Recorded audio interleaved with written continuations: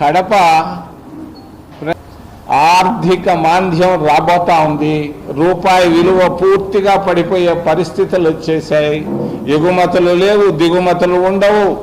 మరి పెట్రోల్ రావడం పోవడం ఇవన్నీ. మరి ముఖ్యంగా ఒక్క విషయాన్ని చెప్పదలుచుకున్నాను. భారతదేశ స్వతంత్ర దేశం, సౌభ్రాతృత్వం, మరి అటువంటి భారతదేశం ఇందిరాగాంధీ, జవహర్లాల్ నెహ్రూలు ఉన్నప్పుడు హుందాగా ఉండిపోయాం. మొన్న మన్మోహన్ దాకా మరి నెల రోజులు పర్మిషన్ ఇస్తున్నానని ట్రంప్ చెప్పడం బాధాకరం, సిగ్గుచేటు భారతదేశానికి, భారతదేశ అధినేతలకి. నితీష్ కుమార్ నాకు బాగా తెలుసు. ఆయన ఎవరు అంటే మీకు తెలియకపోవచ్చు. నితీష్ కుమార్ ఒక బలిజ కులానికి సంబంధించిన వాడు, కాపు కులానికి. నాకు కులాల గురించి పూర్తి అవగాహన ఉంది కాబట్టి చెబుతున్నాను. బాగా ఎదిగాడు, లల్లు ప్రసాద్ని ఎదిరించాడు, రాష్ట్రానికి ముఖ్యమంత్రి అయ్యాడు. చివరికి నాకు అనిపిస్తాం, నేను ఊహించాను, 3 సంవత్సరాల నాడే ఊహించాను ఇది జరుగుతుంది అని. నితీష్ కుమారు లొంగిపోయాడు భారతీయ జనతా పార్టీకి. ఒక ముఖ్యమంత్రి ఏంది తల ఉంచుకొని, మొన్న మీరు చూసారో లేదో, నామినేషన్ పేపర్లు వేస్తున్నాడు, పక్కనే ఒక ఆయన కూర్చొని వెయ్యి అంటున్నాడు. భారతీయ జనతా పార్టీ ఉత్తరప్రదేశ్ని ఎట్ట కబలిచ్చిందో అదేవిధంగా బీహార్ను కూడా మింగైపోతున్నారు. ఇది గమనార్హం. ఇది జరగబోయేటువంటి భవిష్యత్తు. మరి చంద్రబాబు నాయుడు పరిస్థితి కూడా అదే. ఈరోజో రేపో అప్పుడే పెద్ద పెద్ద టీవీ ఛానల్లో వెళ్తున్నాడని చెప్పేస్తున్నారు, వాళ్ళ ఛానల్సే చెప్తున్నారు. ఇవి అన్నిటికీ కారణం కొందరి బలహీనతలు కూడా కారణం. మరి నాకైతే మా మిత్రుడు, మా తిరుపతి మిత్రుడు 1 సంవత్సరం కాలం రాష్ట్రానికి ముఖ్యమంత్రిగా ఉంటాడని నమ్మకం లేదు.